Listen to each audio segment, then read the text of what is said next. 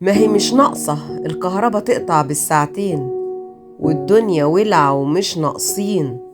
منكم لله، ايه القصة؟ وتقولوا تخفيف الأحمال وهتبقى 3 بدل ال2. الله يعوض على ده الحال، هنلاقيها منين ولا منين؟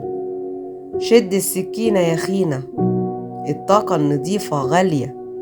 الناس بيهدروا في الطاقة، عايزين نوفرها شوية. اللي نايم هنا في التكييف، واللي مشغل شاشة في أوضته، واللي بره مشغل شاشة، واللي جنبه على لابتوبه، واللمبات مفتوحة بحالها.